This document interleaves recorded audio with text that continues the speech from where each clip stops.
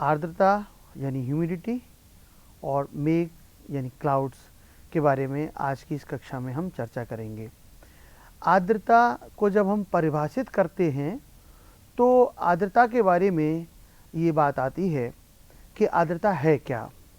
वास्तव में देखा जाए तो जल का जलवाष्प में बदलने की क्रिया को हम वाष्पीकरण कहते हैं। और वाष्पीकरण के बाद ये जल जाता कहाँ है? ये जल हवा में या वायुमंडल में पहुंच जाता है। जलवाष्प के रूप में अथवा गैसीय अवस्था में जब ये जल वायुमंडल में मौजूद होता है, हवा में मौजूद होता है, तो इसे आर्द्रता कहा जाता है। अर्थात आर्द्रता जल का जलवाष्प रूप में वायु में उपस्थित स्वरूप है, जिसे हम आर्द्रता के नाम से कहते हैं। देखिए, यहाँ जब हम आर्द्रता के बारे में बात करते हैं तो उसके पीछे छुपी दो क्रियाओं को और समझना आवश्यक है। पहली है वाष्पीकरण और दूसरी है क्वथनांक। दो तापमान, दो क्रियाएं, इस तरह की जो हम घटना जल के साथ देखते हैं। तो आइए पहले के बारे में बात करते हैं कि जल का जलवाष्प के रूप में बदलने की क्रिया वाष्पीकरण है। जल के लिए लिखा जाता है कि जल का क्वथनांक 100 डिग्री सेल्सियस है। अर्थात 100 डिग्री सेल्सियस तापमान पहुंचने पर जल जलवाष्प रूप में परिणत होता है। परंतु ऐसा नहीं है कि जल उससे निचले तापमान पर वाष्पीकृत नहीं होता।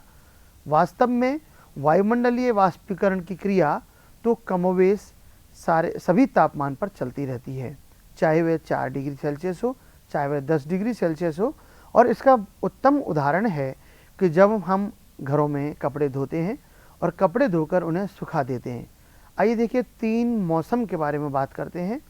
पहला मौसम है सर्दी, दूसरा है वर्षा ऋतु और तीसरा है ग्रीष्म। इन तीनों मौसमों में हम देखते हैं कि कपड़े तो सूखते ही हैं। अर्थात जो जल कपड़ों में धोने के समय समाविष्ट हो गया था, वो जल सूखने की क्रिया के दौरान वायुमंडल में चला जाता है। अर्थात वाष्पीकरण की क्रिया तो हुई है, और यही इस बात का प्रमाण है कि वायुमंडल में वाष्पीकरण की क्रिया सदैव जारी रहती है तथा यह प्रत्येक तापमान पर होती है। लेकिन यह जरूर है कि यदि तापमान अधिक होगा तो वायुमंडल की क्रिया, ये जलवाष्प में बदलने की क्रिया तेजी से होगी।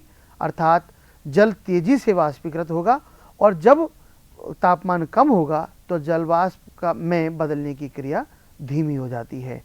इस प्रकार तापमान जलवाष्प में बदलने की क्रिया को प्रभावित तो करता है, लेकिन जलवाष्प में बदलने की क्रिया सदैव जारी रहती है। आइए देखते हैं कुछ ऐसे कारक हैं जो वायुमंडल में ये जल के जलवाष्प में बदलने की क्रिया को प्रभावित करते हैं। और उन कारकों की बात देखें तो इनमें हम 4 कारकों को मुख्यतः देखते हैं। और वे 4 कारक कौन कौन से हैं? एक है वायुमंडलीय शुष्कता, दूसरा है तापमान, तीसरा है पवन वेग और चौथा है वायुदाब। ये 4 कारक किस प्रकार जलवाष्प में बदलने की क्रिया को प्रभावित करते हैं, आइए छोटी छोटी सी बातें इनके बारे में जानें। जितना वायुमंडलीय दशा शुष्क होगी, उतनी ही तीव्रता से जलवाष्प में बदलने की क्रिया होगी। और इसका उदाहरण है ग्रीष्म ऋतु में। गर्मी में तापमान तो अधिक होता ही है, इसके कारण से वायु में शुष्कता बढ़ जाती है। और इसीलिए आप देखिए कि ग्रीष्म ऋतु में या गर्मी की ऋतु में कपड़ों के सूखने की क्रिया, अर्थात पानी कभी ज़मीन पर फैल जाए तो उसके सूखने की क्रिया तेजी से होती है। यह वायुमंडलीय शुष्कता का उदाहरण है। इसके साथ साथ तापमान, अभी जैसा हम बात कर रहे थे ग्रीष्म काल में, तो ग्रीष्म ऋतु में चूँकि तापमान अधिक होता है और तापमान वायुमंडल की असंतृप्तता का स्तर बढ़ा देता है, क्योंकि वायु में आर्द्रता धारण करने की क्षमता बढ़ जाती है। इसलिए तापमान बढ़ने के साथ साथ वायु में और आर्द्रता ग्रहण करने की क्षमता आ जाती है। परिणामतः जल के जलवाष्प में परिणत होने की क्रिया तेजी से होने लगती है। तीसरा जो कारक है वह है पवन वेग। पवन वेग को जब हम लेते हैं, जितनी तेजी से पवन चलती है वह जल के जलवाष्प में परिणत होने को प्रेरित करती है। अर्थात पवन की गति तेज होगी तो जलवाष्प की क्रिया तेजी से होगी, और यदि पवन की गति धीमी होगी तो जलवाष्प के में बदलने की क्रिया धीमी हो जाती है। अतः पवन का वेग भी जलवाष्प में बदलने की क्रिया को प्रभावित करता है। और चौथा कारक है वायुदाब का। देखिए, वायुदाब जब अधिक होता है तो वह ऊपर उठने वाली वायु को रोकता है। यानी वायुदाब और ऊपर उठने वाली जो संवहनीय धाराएं हैं उन दोनों में एक इस प्रकार का संबंध है कि जब वायुदाब ऊपर बढ़ेगा, यानी ऊपर से दबाव बढ़ेगा, तो नीचे से उठने वाली संवहनीय धाराओं की जो दर है वो कम हो जाती है, जिसके साथ साथ वाष्पीकरण की दर भी कम हो जाती है। इस प्रकार इन 4 कारकों के बारे में हम देखते हैं कि ये 4 कारक जो इसमें हैं वो जलवाष्प की क्रिया को प्रभावित करते हैं। इसके बाद हम देखते हैं जो वाष्पीकरण की दर, और अभी हमने जो बात की थी आपसे, वो चारों जो कारक किस प्रकार वायुमंडल में जलवाष्प के में बदलने की दर को, यानी जल के वाष्पीकरण की क्रिया को प्रभावित करते हैं, वो चारों यहाँ पर आपको दिखाई दे रहे हैं कि किस प्रकार का संबंध उनका इनके साथ है। नेक्स्ट में हम देखते हैं अब इसका प्रभाव क्या पड़ता है कि देखिए, महाद्वीपों की अपेक्षा महासागरों पर औसत वाष्पीकरण की मात्रा अधिक होती है, क्योंकि वहाँ पर जल उपलब्ध है, वहाँ पर पवन तेजी से चल रही है, वहाँ पर तापमान किस प्रकार प्रभावित कर रहा है उनको, और इस कारण से जल की अधिकता के कारण वहाँ पर वाष्पीकरण की दर अधिक होती है। महासागरीय क्षेत्र में अधिकतम वाष्पीकरण 10 डिग्री अक्षांश से लेकर 20 डिग्री अक्षांशों के मध्य अधिक होता है। ये वाष्पीकरण के तेज होने की क्रिया है, क्योंकि आप देखेंगे कि इस क्षेत्र में तापमान की अधिकता बनी रहती है और उच्च तापमान और पवन प्रवाह के कारण से यहाँ पर वाष्पीकरण की दर बढ़ जाती है। ये कौन सा क्षेत्र है? 10 डिग्री अक्षांश से 20 डिग्री अक्षांश का क्षेत्र है, जहाँ पर कि ये जो है वाष्पीकरण की दर अधिक हो रही है, क्योंकि यहाँ पर लगभग वर्ष भर तापमान की अधिकता रहती है। और तीसरा जो हम कारक देख रहे हैं वो ये है कि महाद्वीपों पर अधिकतम वाष्पीकरण 10 डिग्री उत्तर से 10 डिग्री दक्षिणी अक्षांशों के बीच रहता है। महाद्वीपों की हम बात करते हैं, विशेष करके ये वो क्षेत्र है जो भूमध्य रेखीय क्षेत्र के दोनों तरफ 10-10 डिग्री तक फैला हुआ है। और इस क्षेत्र पर अधिकता का कारण जो है, भूमध्य रेखीय क्षेत्र में आप देखते हैं कि वहाँ पर ITCZ जो बना हुआ है, अंतर उष्णकटिबंधीय अभिसरण क्षेत्र बैठा हुआ है, जहाँ पर कि पवनों का अभिसरण होता है और अभिसरण होकर पवनें ऊपर की तरफ उठती हैं, जिसके कारण से वहाँ पर न्यून वायुदाब है। और इस न्यून वायुदाब के रूप में जो पवनों का ऊपर की ओर जो उठाव हो रहा है, उसकी परिणति यह है कि वो वाष्पीकरण की दर को बढ़ा देती है। जबकि ऊपर वाले केस में हम क्या देख रहे थे, वो महासागरों के लिए है कि जहाँ पर 10 डिग्री अक्षांश से 20 डिग्री अक्षांशों के बीच में महासागरों के ऊपर जो वाष्पीकरण की दर अधिक रहती है। देखिए, यह भूमध्य रेखीय क्षेत्र में अधिकतम वाष्पीकरण क्यों होता है, वाष्पीकरण की दर अधिक क्यों रहती है, इसके पीछे 3 कारण हैं। एक, भूमध्य रेखीय क्षेत्र में वर्षा अधिक होती है, तो भारी वर्षा एक कारण है। दूसरा, भूमध्य रेखीय क्षेत्र में तापमान उच्च रहता है, इसलिए तापमान दूसरा कारण हुआ। और तीसरा जो अभी हम आपसे बात कर रहे थे, संवहनीय धाराएं, क्योंकि भूमध्य रेखीय क्षेत्र में न्यून वायुदाब की पेटी है, जिसमें पवनों का अभिसरण हो रहा है, दोनों गोलार्धों से आने वाली जो उष्णकटिबंधीय पवनें हैं उनका अभिसरण हो रहा है। और उस अभिसरण के कारण वो जब पवनें अभिसरित होकर ऊपर की ओर उठती हैं, उस ऊपर उठने के कारण संवहनीय धाराएं तीसरा कारण है जो वाष्पीकरण की दर को बढ़ा देता है। भूमध्य रेखा से उच्च अक्षांशों की ओर वाष्पीकरण की मात्रा में कमी होती जाती है, क्योंकि ये तीनों कारक क्रम से कम होते चले जाते हैं। स्पेशली जो विशेषतः हम भारी वर्षा और उच्च तापमान 2 कारकों को महत्वपूर्ण मानते हैं, जो भूमध्य रेखा से उच्च अक्षांशों अर्थात ध्रुवों की ओर चलने पर वाष्पीकरण की दर को कम करते हैं। यहाँ हम दूसरी तरफ देखते हैं कि उपोष्ण कटिबंध में, उपोष्ण कटिबंध की हम बात कर रहे हैं जो 30 डिग्री के आसपास का क्षेत्र है। उपोष्ण कटिबंध क्षेत्र में कम वाष्पीकरण की दर रहती है, और इसके जो 2 कारण हैं महत्वपूर्ण, क्योंकि देखिए उपोष्ण जो कटिबंध है वो उच्च दाब का क्षेत्र है, और उच्च दाब के क्षेत्र में वायु का ऊपर से अवतलन हो रहा होता है, यानी वायुदाब वहाँ पर अधिक होता है। वायुदाब अधिक होने के का मतलब है कि वहाँ पर वायु का अवतलन होता है। अवतलन होने के कारण से वहाँ पर संवहनीय धाराएं जो स्थानीय स्तर पर बनती भी हैं तो वे ऊपर नहीं उठ पाती हैं, और ऊपर नहीं उठ पाने के कारण से, क्योंकि संवहनीय धारा विरोधी होती है उच्च दाब या प्रतिचक्रवातीय दशा, इसलिए वहाँ पर संवहनीय धारा नहीं उठने के कारण से वाष्पीकरण की दर हतोत्साहित हो जाती है, कम हो जाती है। और चूंकि वहाँ पर वायु का अवतलन हो रहा है, इसलिए संवहनीय धारा नहीं ऊपर उठ पाती हैं, इसलिए जलवाष्प नीचे से ऊपर नहीं जा पाती है, तो वहाँ पर मेघों का निर्माण नहीं होता है, और मेघ निर्माण न हो पाने के कारण से या कम होने के कारण से वहाँ पर कम वर्षा रहती है। इसलिए ये दो कारक हैं जो उपोष्ण उच्च दाब क्षेत्र में वो जो है कम वाष्पीकरण की दर के लिए उत्तरदायी हैं। तीसरे में अब हम देखते हैं कि उपध्रुवीय क्षेत्र, ये कौन सा क्षेत्र है, जो 60 डिग्री अक्षांश से 65 डिग्री अक्षांशों के बीच का क्षेत्र है, इसे हम उपध्रुवीय क्षेत्र कह रहे हैं। उपध्रुवीय क्षेत्र में वाष्पीकरण की दर अधिक रहती है। यहाँ हम आपको बताना चाहेंगे कि देखिए तापमान उपध्रुवीय क्षेत्र में भूमध्य रेखीय क्षेत्र की अपेक्षा कम रहता है, उसके बावजूद भी वाष्पीकरण की दर अधिक है। उसके पीछे कारण है अभिवहन। एक तो वहाँ पर पवनें तेजी से चलती हैं, एडवेक्शन के कारण से, अभिवहन के कारण से, पवनों के कारण से वहाँ पर वाष्पीकरण की दर अधिक होती है। जैसा हमने प्रारंभ में बताया कि वाष्पीकरण की दर को प्रभावित करने वाले कारक कौन कौन से हैं, उनमें एक कारण पवन प्रवाह वेग है। तो देखिए वो अभिवहन के रूप में यहाँ पर दिखाई दे रहा है कि अभिवहन वाष्पीकरण की दर को बढ़ा देता है, और चूंकि उपध्रुवीय क्षेत्र में पवनों की प्रवाह वेग अधिक होता है, इसलिए वहाँ पर वाष्पीकरण की दर बढ़ जाती है। दूसरा चक्रवातीय वायु संचार, वहाँ पर देखिए वापस जो ध्रुवीय क्षेत्र से और ये जो शीतोष्ण क्षेत्र से जो पवनें जाती हैं उनका वापस अभिसरण हो रहा होता है इस क्षेत्र में आकर। जिस प्रकार हम उष्णकटिबंधीय दोनों गोलार्ध की उष्णकटिबंधीय पवनों का अभिसरण देख रहे थे भूमध्य रेखीय क्षेत्र में, ठीक उसी प्रकार ध्रुवीय क्षेत्र से आने वाली ठंडी पवनों और शीतोष्ण कटिबंध से जाने वाली अपेक्षाकृत जो गर्म पवनें हैं, उन दोनों का अभिसरण क्षेत्र है ये उपध्रुवीय क्षेत्र।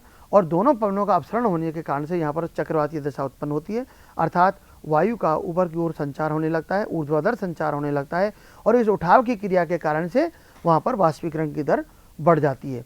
तापमान निम्न है, लेकिन जैसा प्रारंभ में बताया गया कि प्रत्येक तापमान पर वाष्पीकरण की दर होती है। अधिक तापमान होगा तो वाष्पीकरण की दर बढ़ जाएगी, लेकिन ऐसा नहीं है कि तापमान निम्न है तो इसकी वाष्पीकरण की दर कम हो जाएगी।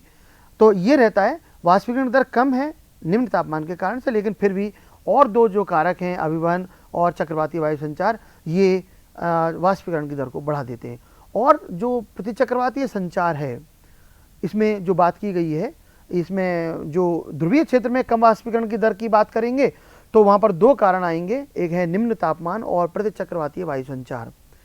निम्न तापमान जो है वहाँ पर तापमान कम रहेगा तो वाष्पीकरण की दर अत्यधिक कम हो जाती है, तापमान से सीधे सीधे नियंत्रित हो रही है ध्रुवीय क्षेत्रों में। और जबकि प्रतिचक्रवातीय वायु संचार यानी वायु का पुनः जो ध्रुवीय क्षेत्र में अवतरण हो रहा है, उस अवतरण के कारण से संवहनीय धाराएं नीचे से ऊपर की ओर नहीं उठ पाती हैं, और परिणामतः जो है संवहनीय धाराएं न उठ पाने के कारण जलवाष्प ऊपर की ओर नहीं जा पाती है, इसलिए वहाँ पर जो है वाष्पीकरण की दर हतोत्साहित हो जाती है, अर्थात कम हो जाती है। हम एक तुलनात्मक रूप में देखें कि वाष्पीकरण की दर नियंत्रित करने वाले कारक सापेक्ष आर्द्रता और निरपेक्ष आर्द्रता की स्थिति को यदि हम धरातल पर 4 क्षेत्रों में बांट कर देखें, पहला भूमध्य रेखीय क्षेत्र, दूसरा उपोष्ण क्षेत्र, तीसरा उपध्रुवीय क्षेत्र और चौथा ध्रुवीय क्षेत्र, तो हम पाते हैं कि देखिए भूमध्य रेखीय क्षेत्र में वाष्पीकरण की दर अधिक है। क्यों अधिक है उसका कारण पीछे हमने आपको बताया है। उपोष्ण क्षेत्र में वाष्पीकरण की दर कम है, उपध्रुवीय क्षेत्र में अधिक है और ध्रुवीय क्षेत्र में फिर कम है, और इन चारों के कारण आपको हमने अभी अभी बताए हैं कि वहाँ वाष्पीकरण की दर इस प्रकार क्यों अधिक अथवा कम होती है। इसके साथ वाष्पीकरण नियंत्रण करने वाले कारक कौन कौन से इन क्षेत्रों में जो अभी आपको बताए गए थे, वो यहाँ पर इस सारणी में उनको एनलिस्ट किया गया है। और इसी प्रकार अगर हम इनका प्रभाव देखते हैं, हम जो अभी तक बात कर रहे थे कि वाष्पीकरण की दर और इनकी जो बात की जा रही है उसका अंततः इस विषय से संबंध क्या है, क्योंकि जितनी अधिक वाष्पीकरण की दर होगी उतनी ही अधिक जलवाष्प वायुमंडल में पहुंचेगी, तो उतनी ही अधिक आर्द्रता वायुमंडल में बढ़ जाएगी। अतः ये जलवाष्प की क्रिया अथवा वाष्पीकरण की क्रिया जो है वो सीधे सीधे वायुमंडल में आर्द्रता के मान को प्रभावित करते हैं। तो और आर्द्रता के सापेक्ष और निरपेक्ष आर्द्रता स्वरूप आपको इस सारणी में दिखाए गए हैं। इनके बारे में आइए हम आगे चर्चा करते हैं। यह जो दूसरी क्रिया वायुमंडल इसके साथ वाष्पीकरण के अलावा होती है वो होती है संघनन की क्रिया। देखिए आपने सर्दी की मौसम में विशेष करके आपने घास पर, पत्तियों पर, बाहर पड़े टेबल कुर्सी अथवा जो इसका सामान है, लोहे का सामान है, उस पर आपने ओस को जमे हुए देखा होगा। ओस यानी छोटी छोटी जल की बूंदों के रूप में आपको दिखाई देती है। अगर हम सुबह जब देखते हैं कि ओस वहाँ पर हो रही है, उसके बाद कुछ समय बाद हम देखते हैं कि वो ओस गायब हो गई है। ऐसा क्यों होता है? उसके पीछे कारण ये है कि जो जलवाष्प वायुमंडल में मौजूद थी, जैसे जैसे तापमान में कमी होने लगती है वायु की आर्द्रता धारण क्षमता कम हो जाती है।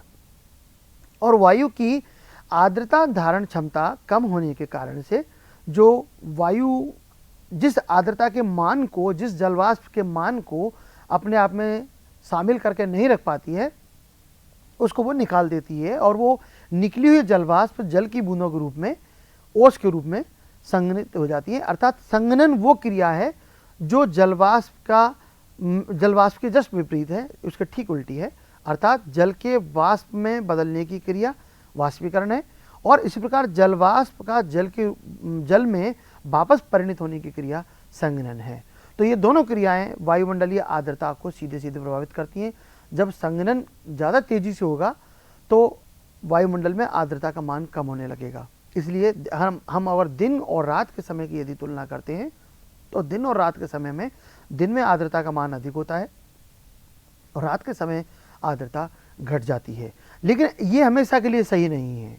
यहाँ हमें ध्यान रखना है कि हम तब बात कर रहे हैं जब वाष्पीकरण सतत मात्रा में चल रहा है। अर्थात वाष्पीकरण की मात्रा यदि अधिक है तो दिन में आर्द्रता अधिक होगी और रात के समय आर्द्रता कम हो जाएगी, क्योंकि रात में वायु की आर्द्रता धारण क्षमता कम हो जाएगी, इसलिए ऐसा होता है। लेकिन यदि गर्मी का मौसम हम देखें तो जहाँ दिन में वाष्पीकरण की क्रिया ही नहीं हो पा रही है, जल ही नहीं है, तो वाष्पीकरण की क्रिया न होने से दिन में जलवाष्प जब कम परिणित हुई है या न्यून रही है तो आर्द्रता कम रह जाती है। लेकिन शाम के समय चूंकि तापमान घटने लगता है तो सापेक्ष रूप में आर्द्रता का मान बढ़ जाता है। इसके बारे में आगे और चर्चा करेंगे कि ऐसा क्यों हो रहा है, कौन सी आर्द्रता का मान, किस प्रकार की आर्द्रता स्वरूप की हम बात कर रहे हैं, प्रदर्शन की बात कर रहे हैं जो कम और ज़्यादा होते हैं।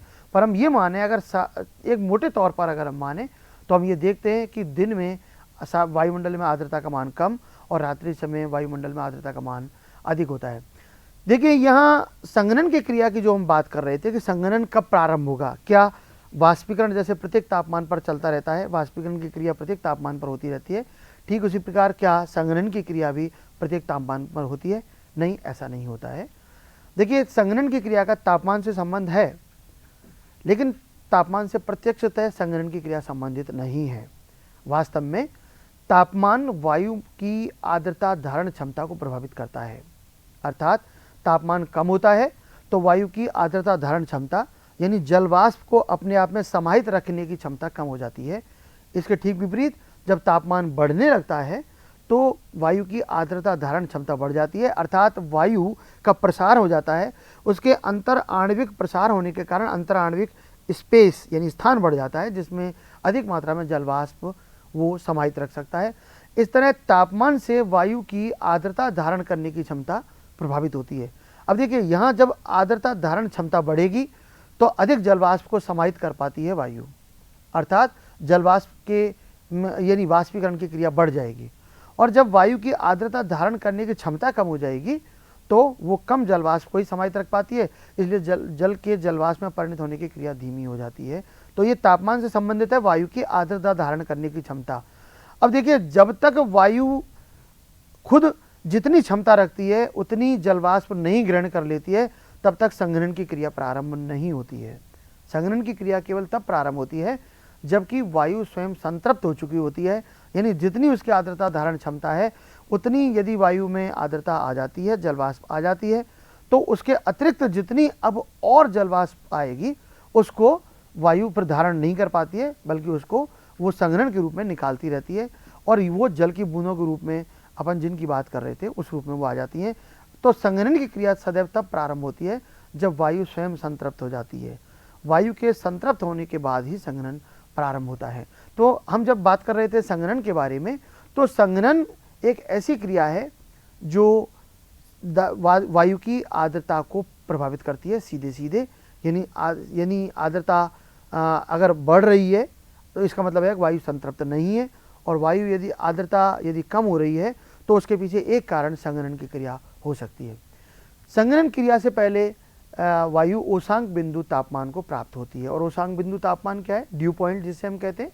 ड्यू पॉइंट वो तापमान है या ओसांक बिंदु वो तापमान है जिस पर वायु पूर्ण संतृप्तता को प्राप्त कर लेती है, अर्थात वायु में उतनी जलवाष्प होती है जितनी वो धारण कर सकती है।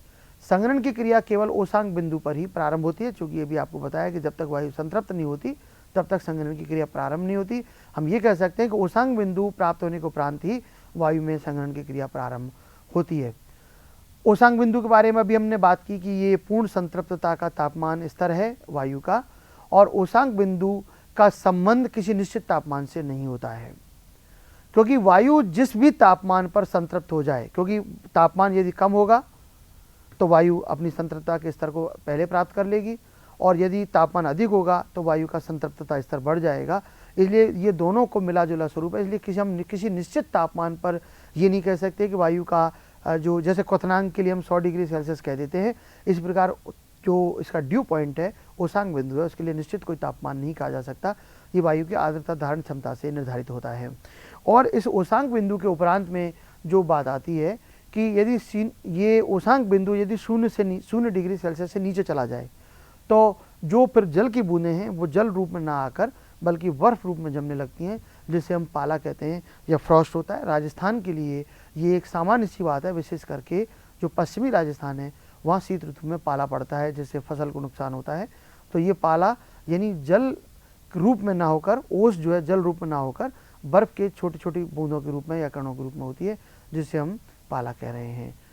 आइए वायुमंडलीय आर्द्रता की जब हम बात की तो हमने आपने जिस प्रकार परिभाषित किया प्रारंभ में कि वायु में उपस्थित जलवाष्प की मात्रा को हम आर्द्रता कहते हैं, जलवाष्प को हम आर्द्रता कहते हैं। तो हम ये कह सकते हैं कि आर्द्रता आर्द्र वायु का एक संघटक है। यानी जब हम वायु का विभाजन करते हैं, वायुमंडल वाले जो चर्चा हम लोगों ने की उसमें हमने वायु के दो स्वरूप देखे, एक शुष्क वायु और दूसरी आर्द्र वायु है। तो शुष्क वायु वो वायु है जिसमें जलवाष्प नहीं है, तब हम इसे शुष्क वायु कह रहे हैं, और दूसरी वायु आर्द्र वायु है, यानी जिसमें जलवाष्प मौजूद है। तो हम ये कह सकते हैं कि आर्द्रता आर्द्र वायु का एक संघटक है। वाष्पीकरण और वाष्पोत्सर्जन वायुमंडलीय आर्द्रता के मुख्य स्रोत हैं। यानी ये आर्द्रता आती कहाँ से है, आर्द्रता आने के स्रोत अगर हम देखें वायु में कैसे पहुँचती है तो इसके दो स्रोत हैं। एक वाष्पीकरण, जो भी हम चर्चा कर रहे थे, जल का जलवाष्प में बदलने की क्रिया, जो सीधे जल वाष्प रूप में परिणित हो रहा है तापमान के कारण से, और दूसरा उसी तापमान के कारण जब वनस्पति से जलवाष्प में परिणित होने की जो क्रिया चल रही है वो जो है वो वाष्पोत्सर्जन कहलाती है। इन दोनों स्रोतों से जल वाष्प रूप में वायुमंडल में पहुंच जाता है। इसके बाद हम देखते हैं कि वर्षण प्रत्यक्षतः आर्द्रता की मात्रा को बहुत कम प्रभावित करती है, वर्षा, क्योंकि वर्षा कहाँ से आ रही है, वायुमंडल से आ रही है। लेकिन हम ये कह सकते हैं कि वर्षण का प्रभाव सीधे सीधे नहीं है, वो आर्द्रता को सीधे सीधे प्रभावित नहीं कर रही है, लेकिन उसका फिर भी एक प्रभाव ये रहता है कि जब वर्षा जिन क्षेत्रों में हो जाती है, और वहाँ हमने सामान्यतः देखा है राजस्थान के संदर्भ में विशेष करके इस घटना का यदि अवलोकन करते हैं तो हम पाते हैं कि जब वर्षा होती है और उसके बाद जब तेज़ धूप निकलती है तो तेज़ धूप के बाद में उमस बढ़ जाती है। वो उमस क्या है, यानी तापमान के साथ साथ तेज़ी से जो वर्षा का जल धरातल पर आ गया था वो वाष्पीकृत होने लगता है और वो वाष्प रूप में हवा में आ जाता है, और उस हवा के साथ साथ क्या है वो नम वायु हो जाती है, और नम वायु के कारण से हम क्या कहते हैं कि आज उमस हो रही है। जो उमस का मतलब है कि वहाँ पर जल और वाष्प दोनों का, ये सभी वाष्प और वायु दोनों का सम्मिलित रूप होता है। वायु की आर्द्रता धारण क्षमता जो है वो तापमान से सीधे सीधे प्रभावित होती है, अर्थात आर्द्रता धारण क्षमता तापमान के समानुपाती होती है। तापमान बढ़ेगा आर्द्रता धारण क्षमता बढ़ जाएगी, और तापमान घटेगा तो आर्द्रता धारण क्षमता घट जाएगी, जिसके बारे में अभी हमने बात की थी। परंतु वायु में उपस्थित आर्द्रता की मात्रा तापमान से प्रभावित नहीं होती है। उपस्थित आर्द्रता की मात्रा जो वहाँ पर मौजूद है वो तापमान के साथ नहीं चलेगी, क्योंकि तापमान केवल वायु की आर्द्रता धारण क्षमता को प्रभावित करता है।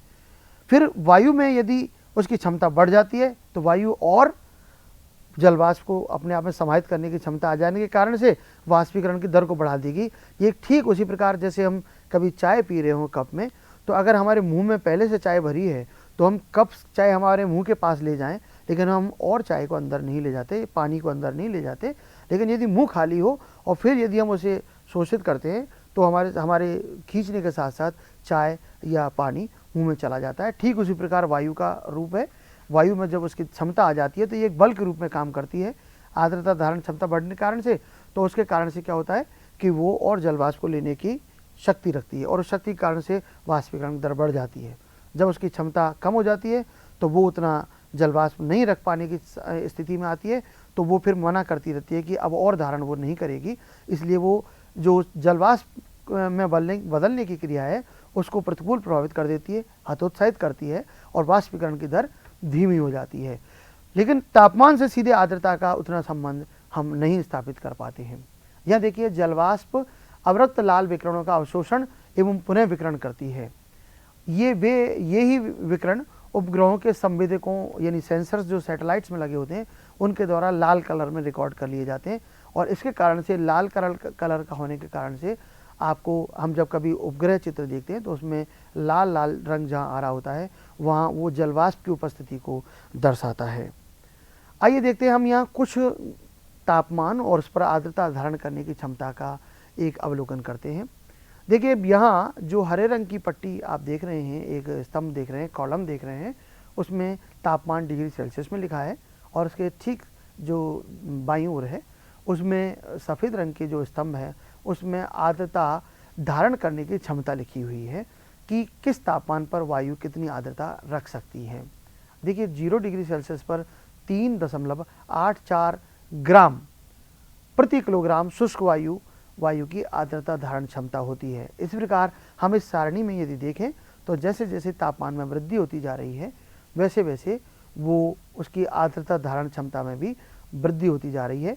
हम अगर इसके बाईं ओर एक जो चित्र है जिसमें तापमान में वृद्धि के कारण वायु की असंतृप्तता में वृद्धि को दिखाया गया है, यहाँ देखिए हम एक घटना देख रहे हैं जहाँ 10 डिग्री सेल्सियस पर एक तापमान की एक वायु की आर्द्रता धारण क्षमता की बात की जा रही है, और हम ये एक मान लेते हैं कि हमने एक वायु का ऐसा स्तंभ लिया है, एक ऐसा ब्लॉक हमने काटा है जिसका तापमान 10 डिग्री सेल्सियस है और उसमें 7.76 ग्राम 1 किलोग्राम खंड में आर्द्रता या जलवाष्प मौजूद है। देखिए, अब तापमान बढ़ने लगता है। हम इस घटना को इस रूप में देखें कि जब तापमान बढ़ने लगता है, मान लीजिए कि इस खंड में और जलवाष्प का समावेश नहीं हो पाया है किसी प्रकार से, लेकिन वायु का तापमान बढ़ रहा है। जैसे जैसे दिन सुबह से लेकर दोपहर की ओर बढ़ रहे हैं तो तापमान में वृद्धि हो रही है। इस तापमान में वृद्धि के कारण से क्या हुआ कि जब उसका तापमान बढ़ने लगा तो वायु की आर्द्रता धारण क्षमता बढ़ने लगी, यानी वायु और जलवाष्प को लेने की स्थिति में आ रही है, लेकिन उसमें और जलवाष्प नहीं पहुंची है। देखिए, वही वायु का खंड जब 10 डिग्री सेल्सियस तापमान था तो उसकी जितनी क्षमता थी उतनी उसके पास जलवाष्प मौजूद थी, इसलिए वो संतृप्त वायु के रूप में था। आप देखिए, पूरा नीले रंग में दिखाया गया है, अर्थात वो संतृप्त वायु खंड है। जब इसी वायु खंड का तापमान 20 डिग्री सेल्सियस हो गया तो उसकी आर्द्रता धारण क्षमता बढ़कर 14.85 ग्राम प्रति किलोग्राम पर पहुंच गई, और इस पर पहुंचने के बाद चूंकि उसको और जलवाष्प नहीं मिली तो उसमें मूलतः वास्तव में जो उसमें आर्द्रता की मात्रा जो उपलब्ध है वो 7.76 ग्राम ही है, जबकि उसकी क्षमता कितनी है 14.85 ग्राम। तो उसकी क्षमता के अनुरूप चूंकि उसमें वो मौजूद नहीं है, मात्रा मौजूद नहीं है, तो ऐसी स्थिति में क्या हुआ, यानी उसकी वास्तव में जो उपलब्धता है आर्द्रता है, और उसके पास जो वास्तव में जो उपलब्धता उसके पास आर्द्रता मौजूद है और उसके पास जितनी होनी चाहिए या जितनी रख सकती है, दोनों में अंतर आ गया, और ऐसी स्थिति में क्या हुआ है कि वायु असंतृप्त हो गई है। और इस स्थिति में यदि हम आगे देखते चले जाएं तो यानी तापमान बढ़ने के साथ साथ उसकी आर्द्रता धारण क्षमता बढ़ती जा रही है, लेकिन यदि और जलवाष्प का समावेश इसमें नहीं हो पा रहा है किसी कारण से तो वायु की असंतृप्तता बढ़ती जा रही है। और आगे चित्र में देखिए कि यही अगर हम 30 डिग्री सेल्सियस पर यही वायुखंड यदि इसका तापमान 30 डिग्री सेल्सियस पहुंच जाता है, लेकिन उसके पास आर्द्रता की मात्रा उतनी बनी हुई है जितनी इसके पास 10 डिग्री सेल्सियस पर थी, तो इसकी असंतृप्तता का स्तर बढ़ गया। इन दोनों जो बीच में और जो ठीक बाईं ओर जो दो आप पीले रंग में चित्र देख रहे हैं, इसमें पीले रंग से वायु का असंतृप्तता स्तर दिखाया गया है और नीले रंग में वायु का संतृप्तता स्तर दिखाया गया है। तो जैसे जैसे तापमान बढ़ता जा रहा है वैसे वैसे वायु का संतृप्तता स्तर बढ़ता जा रहा है। यहाँ कई बार एक गलती जो सामान्य रूप में हो जाती है, हम उस पर एक बार चर्चा करना चाह रहे हैं। कई बार कुछ लोग ये कह देते हैं कि आर्द्रता के प्रकार बताइए। यहाँ हम आपको बताना चाहेंगे कि आर्द्रता के प्रकार नहीं होते हैं, वरन जिनकी हम वास्तव में बात कर रहे होते हैं, जिसके बारे में हम बात करना चाहते हैं, वे आर्द्रता प्रदर्शन की विधियां हैं। आर्द्रता का अपने आप में कोई प्रकार नहीं होता। और जो उसकी जो हम जिन स्वरूपों की बात कर रहे हैं, जिनके बारे में वास्तव में बात करना चाहते हैं, वो आर्द्रता प्रदर्शन की विधियां होती हैं। तो उससे पहले आइए हम देखें कि आर्द्रता को कैसे मापा जा सकता है, तब हम उन विधियों की ओर जाएंगे। तो आर्द्रता मापन के लिए 3 उपकरणों की बात की जाती है, 3 प्रकार के उपकरण प्रयोग में लिए जाते हैं। पहला उपकरण है साइक्रोमीटर, दूसरा उपकरण है हाइग्रोमीटर और तीसरा उपकरण है हाइग्रोथर्मोग्राफ। इसके अलावा एक और विधि काम में ली जाती है जो वायुमंडलीय आर्द्रता प्रदर्शन के लिए प्रयुक्त होती है, वो है उपग्रह। उपग्रहों से जो चित्र प्राप्त होते हैं उससे भी विश्व में या स्थानिक स्तर पर आर्द्रता का मात्रात्मक प्रदर्शन होता है कि किस स्थान पर कितनी आर्द्रता मौजूद है, कहाँ आर्द्रता अधिक है, कहाँ आर्द्रता कम है। यदि इन उपकरणों में यदि सर्वाधिक उपयुक्त उपकरण की बात की जाए जो अधिक संवेदनशील होता है और आर्द्रता का सही मान प्रदर्शित करता है, तो वो साइक्रोमीटर है। इसलिए साइक्रोमीटर को सर्वोपयुक्त उपकरण माना जाता है। साइक्रोमीटर 2 प्रकार के जो थर्मोमीटर हैं, इसमें एक शुष्क बल्ब थर्मामीटर और दूसरा आर्द्र बल्ब थर्मामीटर, यानी जिसे dry bulb thermometer and wet bulb thermometer कहते हैं, उनसे निर्मित हुआ है। ये आप जो चित्र देख रहे हैं, इसमें 2 थर्मोमीटर जुड़े हुए हैं जो दोनों तापमान के अनुरूप इसमें आर्द्रता का मान आता है और इसमें सापेक्ष आर्द्रता का प्रदर्शन करता है ये उपकरण साइक्रोमीटर।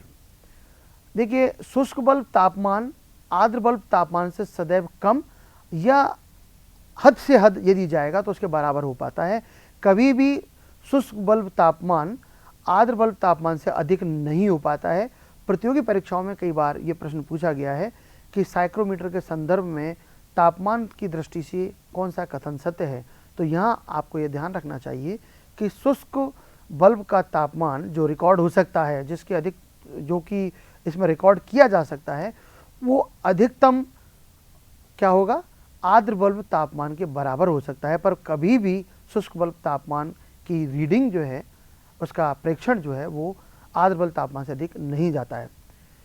दूसरी बात है, साइक्रोमीटर सापेक्ष आर्द्रता का प्रदर्शन करता है, जैसे मैंने आपको बताया। और सापेक्ष आर्द्रता कौन सी विधि है, इसके बारे में हम भी एक चर्चा करेंगे। और हाइग्रोमीटर की अब हम बात करें तो हाइग्रोमीटर में एक बहुत महत्वपूर्ण बात है जो आपको ध्यान रखनी चाहिए कि इसमें मानव या किसी अन्य प्राणी का बाल प्रयुक्त किया जाता है। और वो बाल क्या करता है, जिसकी लंबाई वायुमंडल में जो आर्द्रता के समानुपातिक बदलती रहती है। यानी वायुमंडल में आर्द्रता बढ़ेगी तो वो बाल लंबाई में बढ़ जाता है, फैल जाता है। और यदि शुष्क होती है, जैसे आर्द्रता कम होगी या शुष्कता बढ़ने लगती है, तो बाल की लंबाई कम हो जाती है। तो हाइग्रोमीटर इस प्रकार वायुमंडलीय आर्द्रता का प्रदर्शन कर पाता है। महत्वपूर्ण इसमें यह है कि यदि कभी आपसे प्रतियोगी परीक्षा में या किसी अन्य परीक्षा में ये पूछ लिया जाए कि आर्द्रता प्रदर्शन का वह उपकरण जिसमें मानव अथवा किसी प्राणी का बाल प्रयुक्त होता है, तो वो उसका उत्तर हाइग्रोमीटर ही है। हाइग्रोमीटर में 0 से 100% के बीच सापेक्ष आर्द्रता का प्रदर्शन होता है। यह ध्यान दें कि जिस प्रकार साइक्रोमीटर सापेक्ष आर्द्रता का प्रदर्शन करता है, ठीक उसी प्रकार हाइग्रोमीटर भी सापेक्ष आर्द्रता में ही आर्द्रता को दर्शाता है। तीसरा जिस उपकरण की हम बात कर रहे थे वो है हाइग्रोथर्मोग्राफ।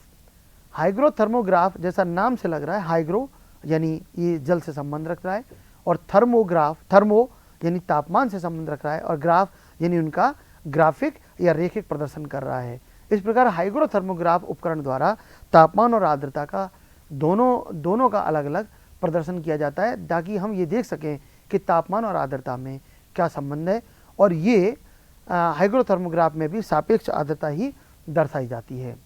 यहाँ देखिए, हम जो आपको इसमें हाइग्रोमीटर की अभी हम जो बात कर रहे थे, तो हाइग्रोमीटर उपकरण इस प्रकार का होता है। और इस उपकरण में लिखा हुआ भी है कि हाइग्रोमीटर, आप अगर अंदर गौर से देखेंगे तो हाइग्रोमीटर इसमें अंकित है। हाइग्रोमीटर का एक स्वरूप ये है और हाइग्रोमीटर का दूसरा स्वरूप इस प्रकार का भी हो सकता है। इस प्रकार अन्य जो विभिन्न जो निर्माता कंपनियां हैं वो अपने अलग अलग स्वरूप में भी इनको निर्मित कर सकती हैं, पर मूल स्वरूप इसमें ये है कि ये आर्द्रता का, सापेक्ष आर्द्रता का प्रदर्शन इस प्रकार इसमें करता है। और इसकी रीडिंग यदि आप देखें तो हर इस हाइग्रोमीटर में 0 से लेकर 100 डिग्री तक का, 100% तक का मापन इसमें दर्शाया गया है। 100% से अधिक आर्द्रता की मात्रा वायुमंडल में नहीं हो सकती है, क्योंकि 100% का अर्थ जो है वो ये है कि वायु पूर्णतः संतृप्त हो चुकी है। यहाँ हाइग्रोथर्मोग्राफ का यदि हम चित्र देखें तो ये हाइग्रोथर्मोग्राफ है, जिसमें अगर आप एक डोल या ड्रम के रूप में जो आप ठीक दाईं ओर देख रहे हैं, उस ड्रम पर जो 2 लाइनें खींची हैं, इसमें एक लाइन और उसके साथ जो सुई की जैसी आकृतियाँ, रेखिक आकृतियाँ आप देख रहे हैं, वे आर्द्रता का और तापमान का प्रदर्शन करती जाती हैं और इस प्रकार ग्राफ पेपर पर इनका अंकन होता चला जाता है, जिससे आसानी से पढ़ा जा सकता है। इसमें हाइग्रोथर्मोग्राफ का एक स्वरूप ये भी है, जिस प्रकार के कभी आपने थर्मोमीटर को देखा था जो एक नली रूप में आया करते थे और आज भी वो स्वरूप प्रचलित है, पर उसके बाद डिजिटल जो थर्मोमीटर आने लगे हैं, ठीक उसी प्रकार डिजिटल हाइग्रोथर्मोग्राफ भी प्रचलित है और इसके द्वारा भी तापमान और आर्द्रता दोनों का प्रदर्शन डिजिटल रूप में देखा जा सकता है। इसके बाद जो आर्द्रता प्रदर्शन की विधियों की अभी हम बात कर रहे थे, तो आर्द्रता प्रदर्शन की जो सबसे पहली और प्रचलित विधि है वो निरपेक्ष आर्द्रता है। निरपेक्ष आर्द्रता का आशय ये है कि वायुमंडल में जो वास्तव में जो हम ये कहें कि प्रति घन मीटर वायु का यदि हम एक खंड ले लें, यानी 1 मीटर लंबा, 1 मीटर चौड़ा और 1 मीटर ऊंचा प्रति घन मीटर, 1 घन मीटर यदि वायु का खंड हम लेते हैं तो उसमें कितने ग्राम आर्द्रता मौजूद है। यानी हम देखिए, हम वायु का खंड जो है आयतनीय रूप में ले रहे हैं, उसमें हम घन मीटर में उसे नाप रहे हैं, मेजर कर रहे हैं, और दूसरी जो आर्द्रता की मात्रा है उसे हम वजन के रूप में ले रहे हैं, वो ग्राम में आ रही है। इसे ग्राम प्रति घन मीटर में दर्शाया जाता है और ये आर्द्रता प्रदर्शन की सबसे सरल और सहज विधि है। इसे हम ग्रेन घन फिट में भी दर्शा सकते हैं। इसका दूसरा जो इकाई है वो ग्रेन घन फिट है। यहाँ दूसरा जो है स्पेसिफिक ह्यूमिडिटी या विशिष्ट आर्द्रता की हम बात कर रहे हैं। इसे देखिए, हम सीधे सीधे माने कि हमने जो वायु का स्वरूप है जिसमें जलवाष्प भी हो सकती है, जलवाष्प है, तो 1 किलोग्राम यदि हम वायु ले लेते हैं, जिसे हम आर्द्र वायु कह रहे हैं क्योंकि उसमें जलवाष्प मौजूद है, और 1 किलोग्राम जो वायु है उसमें से जब हम आर्द्रता की मात्रा को अलग कर लेते हैं, जलवाष्प को हम अलग कर लेते हैं और तोल लेते हैं, उसका कितना वजन आया, उसका वजन हम ग्राम में लेंगे। तो यानी आर्द्रता की मात्रा ग्राम में और जो वायु खंड हमने लिया है उसकी मात्रा किलोग्राम में जो हम लेते हैं और उनका हम तुलनात्मक प्रदर्शन करते हैं, तो यह स्वरूप विशिष्ट आर्द्रता कहलाता है। यानी आर्द्रता प्रदर्शन की इस विधि का नाम विशिष्ट आर्द्रता है। इसमें आर्द्रता की मात्रा ग्राम में प्रति किलोग्राम आर्द्र वायु लिखा जाता है, ये विशिष्ट आर्द्रता है। यहाँ हम इसी स्वरूप को एक थोड़ा सा और परिवर्तन करते हैं और देखिए, इस स्वरूप में एक जो दूसरी बात है वो है मिश्रण अनुपात। मिश्रण अनुपात क्या है कि ऊपर जो हम विशिष्ट आर्द्रता में आर्द्र वायु की बात कर रहे हैं, यदि हम इसमें आर्द्र वायु का जो 1 किलोग्राम लिया, मान लीजिए हमने 1 किलोग्राम आर्द्र वायु जब ली, उसमें से 50 ग्राम जलवाष्प की मात्रा मौजूद है, हमने उस जलवाष्प को अलग तोल लिया, वो 50 ग्राम है। अब देखिए 50 ग्राम का वजन जो है यदि हम उस 1 किलोग्राम आर्द्र वायु में से घटा देते हैं तो यानी 950 ग्राम, यानी 950 ग्राम वो शुष्क वायु रह गई है। अब उस शुष्क वायु के यदि हम ये माने कि 950 ग्राम, यानी 950 ग्राम जो शुष्क वायु है उसमें कितनी आर्द्रता मौजूद थी, 50 ग्राम। यदि उसी शुष्क वायु को यदि हम 1 किलोग्राम के सापेक्ष लें तो आर्द्रता की मात्रा कितनी होगी, और वो जो मान आएगा उसे हम मिश्रण अनुपात कहते हैं। यह मिश्रण अनुपात के लिए हम आपको बताना चाहते हैं कि मिश्रण अनुपात की गणना भी ठीक विशिष्ट आर्द्रता के स्वरूप में की जाती है, परंतु ऊपर जो विशिष्ट आर्द्रता में हम 1 किलोग्राम आर्द्र वायु ले रहे हैं उसके स्थान पर मिश्रण अनुपात में हम 1 किलोग्राम शुष्क वायु ले लेते हैं और 1 किलोग्राम शुष्क वायु के सापेक्ष कितनी आर्द्रता की मात्रा ग्राम में मौजूद है, इससे हम मिश्रण अनुपात कहते हैं। यह हम दोनों तरीकों को आप एक तुलनात्मक यदि रूप में देखें तो मिश्रण अनुपात एक ज़्यादा अच्छी विधि है विशिष्ट आर्द्रता प्रदर्शन के मुकाबले, क्योंकि विशिष्ट आर्द्रता में आर्द्र वायु के संदर्भ में आर्द्रता की मात्रा को दर्शाया जाता है जो भ्रामक है, जबकि मिश्रण अनुपात में शुष्क वायु के सापेक्ष आर्द्रता के मान को प्रदर्शित किया जाता है, जो कि एक सही तरीका है कि कितनी शुष्क वायु थी और कितनी आर्द्र वायु थी, और दोनों को मिलाकर वजन की जो हम बात कर रहे हैं। तो ये जो तुलनात्मक स्वरूप है ये आर्द्रता प्रदर्शन की तीसरी विधि है जिसे हम मिश्रण अनुपात कहते हैं। कुछ यूरोपियन देशों में इस विधि आज भी प्रचलित है। इसके बाद जो सबसे महत्वपूर्ण विधि है वह आर्द्रता प्रदर्शन की, वह है सापेक्ष आर्द्रता। और विश्व के अगर ये कहा जाए कि अधिकांश जगह जो प्रदर्शन हो रहा है, जो अधिकतर जो उपकरण जिनकी हम बात आपसे अभी कर रहे थे, साइक्रोमीटर, हाइग्रोमीटर, हाइग्रोथर्मोग्राफ, उन तीनों उपकरणों में आर्द्रता प्रदर्शन का जो स्वरूप है वो सापेक्ष आर्द्रता है, रिलेटिव ह्यूमिडिटी है। और इस आर्द्रता प्रदर्शन की इस विधि को लेकर अनेकों सवाल प्रतियोगी परीक्षाओं में पूछे जाते हैं। आइए देखते हैं सापेक्ष आर्द्रता क्या है। वास्तव में अभी हम जो बात कर रहे थे आपसे कि प्रत्येक तापमान पर वायु की एक निश्चित आर्द्रता धारण क्षमता होती है। उस निश्चित आर्द्रता धारण क्षमता पर जो यानी वायु अधिकतम मात्रा जितनी ग्रहण कर सकती है, यदि उतनी वायु उसमें उतनी आर्द्रता उसमें आ जाती है तो वायु संतृप्त होती है। जैसा भी एक पिछले चित्र में हमने आपको दिखाया कि 10 डिग्री सेल्सियस पर जो आर्द्रता धारण क्षमता थी, फिर 20 डिग्री सेल्सियस पर जब हम गए तो उसकी आर्द्रता धारण क्षमता बढ़ गई, लेकिन वायु का जो उसमें जलवाष्प की मात्रा थी वो उतनी बनी रह गई, यानी दोनों में अंतर आ गया। यह उन दोनों स्थितियों का जो अनुपात है, इसे सरल अनुपात जो है जिसे हम प्रतिशत में प्रदर्शित करते हैं, वो सापेक्ष आर्द्रता कहलाता है। यानी वायु में उपस्थित आर्द्रता की मात्रा, ध्यान दें, वायु में उपस्थित आर्द्रता की मात्रा और उसके नीचे हम लिखते हैं कि वायु की उस तापमान पर, जिस भी तापमान के संदर्भ में हम ले रहे हैं, उस तापमान पर आर्द्रता धारण करने की क्षमता, यानी अधिकतम कितनी आर्द्रता वायु रख सकती थी। दोनों ग्राम में हो सकते हैं, आर्द्रता ऊपर जितनी वास्तव में मौजूद है वो ग्राम में हो सकती है, और जितनी आर्द्रता उसकी क्षमता है वो ग्राम में हो सकती है। यदि दोनों का हम सरल अनुपात देखें तो उस सरल अनुपात को जब हम 100 से गुणा कर देते हैं तो वो प्रतिशत मान में बदल जाता है, और इस स्वरूप में जब हम आर्द्रता का प्रदर्शन करते हैं तो वो सापेक्ष आर्द्रता है। यहाँ हम आपको पुनः दोहराना चाहेंगे कि सापेक्ष ये आर्द्रता प्रदर्शन की यह विधि सर्वोपयुक्त है, सबसे अच्छी है, और इसी के द्वारा अधिकतर आप देखते हैं मौसम मानचित्र हैं, इवन अखबारों में, समाचार पत्रों में जो सबसे अंतिम पृष्ठ पर अक्सर जो आर्द्रता, जो डेली आर्द्रता प्रदर्शित की जाती है, वो उसमें लिखा जाता है सापेक्ष आर्द्रता, या सा करके लिख देते हैं, वो सापेक्ष आर्द्रता प्रदर्शन है, और ये सदैव प्रतिशत मान होता है। यहाँ हम निरपेक्ष आर्द्रता की बात आपसे जो कर रहे थे थोड़ी देर पहले कि निरपेक्ष आर्द्रता क्या होती है, इसमें हम आपको बताना चाहेंगे कि निरपेक्ष आर्द्रता की, आइए हम वितरण प्रारूप की बात करें। वास्तव में निरपेक्ष आर्द्रता क्या है, पुनः दोहराएं तो देखिए कि वायु में उपस्थित जलवाष्प की मात्रा, वायु में उपस्थित आर्द्रता की वास्तविक मात्रा, और आर्द्रता की मात्रा सीधे सीधे किससे प्रभावित हो रही है, वाष्पीकरण की दर से।